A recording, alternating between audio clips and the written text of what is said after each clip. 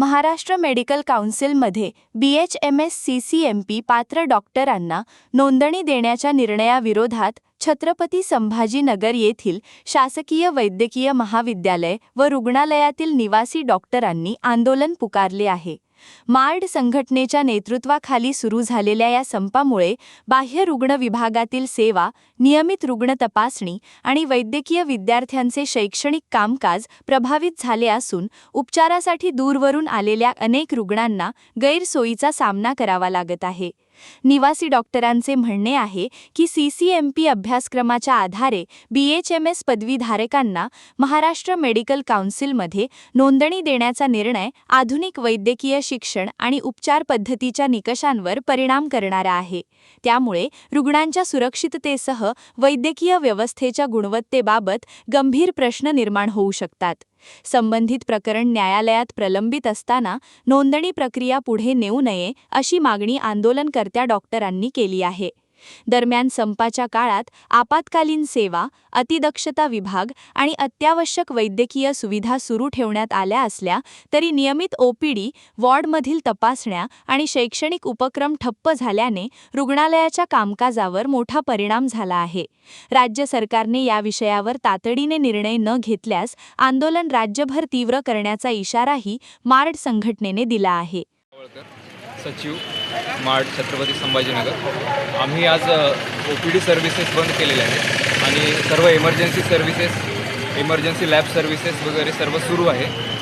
आम्हालाही अशी इच्छा नाही की पेशंटची काही केअर हॅम्पर झाली पाहिजे, पण मुख्यतः हा जो कोर्स आहे तोच एक मुख्यतः पेशंटची केअर हॅम्पर करण्यासारखा आहे. जसं की त्यांचा अभ्यासक्रम वेगळा असतो आणि त्यांना ॲलोपॅथी अंडर प्रॅक्टिस करायची सुविधा मिळते.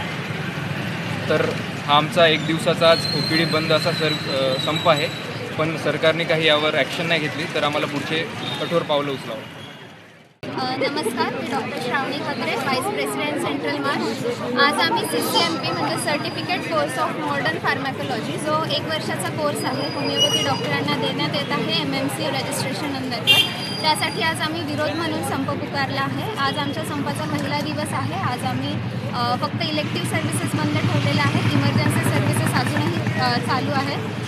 पुढच्या 24 तासात जर निगोसिएशन झालं नाही आणि सरकारने आमच्या मागण्या मान्य केल्या नाही तर हा प्रोटेस्ट आम्ही अनियमित काळासाठी पुढे चालू ठेवणार आहोत.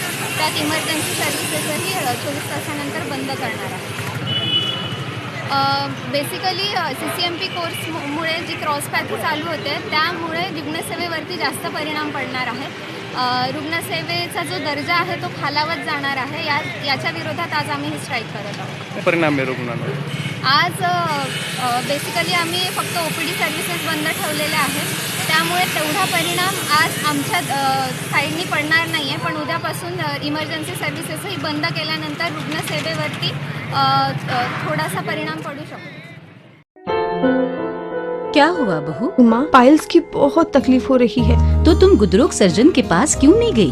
देखो, जैसे हार्ट के लिए हार्ट स्पेशलिस्ट, ब्रेन के लिए ब्रेन स्पेशलिस्ट, तो पाइल्स के लिए पाइल्स स्पेशलिस्ट क्यों नहीं? स्त्री हो या पुरुष, टॉयलेट में तकलीफ केवल पाइल्स ही नहीं और भी कई प्रकार के गुदरोग तथा कैंसर भी हो सकता है. इसीलिए इसकी प्रत्यक्ष जांच जरूरी है.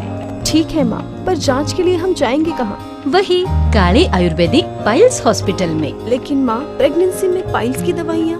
प्रेगनेंसी में आयुर्वेदिक दवाइयाँ सुरक्षित होती है.